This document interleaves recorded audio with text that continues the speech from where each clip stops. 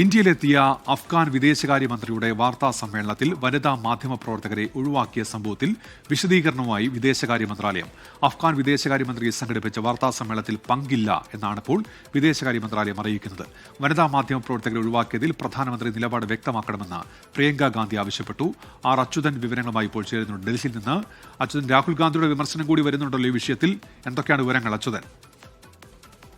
ഉമേഷ്, ഈ സംഭവം ഇപ്പോൾ വലിയ വിവാദങ്ങൾക്കും പ്രതിഷേധത്തിനും ഇടയാക്കിയിരിക്കുകയാണ്. ഈ വനിതാ മാധ്യമ പ്രവർത്തകരെയാണ് ഡൽഹിയിലെ അഫ്ഗാനിസ്ഥാൻ എംബസിയിൽ ഈ വാർത്താ സമ്മേളനത്തിൽ എത്തിയപ്പോൾ പ്രവേശന വിലക്ക് ഏർപ്പെടുത്തിയത്. സംഭവത്തിൽ കോൺഗ്രസ് രൂക്ഷ വിമർശനവുമായി രംഗത്തെത്തി. അതായത് ഈ പ്രധാനമന്ത്രിയുടെ മൗനം ഈ നാരി ശക്തി മുദ്രാവാക്യങ്ങൾക്ക് പിന്നിലെ പൊള്ളത്തരമെന്നായിരുന്നു രാഹുൽ ഗാന്ധി വിമർശിച്ചത്. സ്ത്രീകളുടെ അവകാശങ്ങൾ തെരഞ്ഞെടുപ്പ് കാലത്ത് മാത്രം അംഗീകരിക്കേണ്ടതാണോ എന്ന് പ്രിയങ്ക ഗാന്ധിയും വിമർശനവുമായി രംഗത്തെത്തി. സംഭവത്തിൽ വനിതാ മാധ്യമ പ്രവർത്തകരടക്കം മറ്റു മാധ്യമ പ്രവർത്തകരും ഇത്തരത്തിൽ വിമർശനവുമായി രംഗത്തെത്തുന്ന ഒരു സാഹചര്യമുണ്ടായി.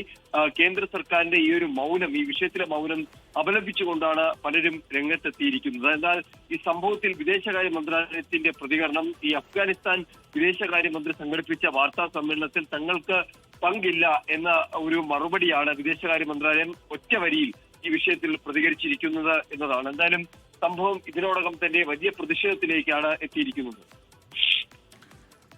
ശരി, ആർ അച്യുതനാണ് ഡൽഹിയിൽ നിന്ന് വിവരങ്ങൾ നൽകിയത്.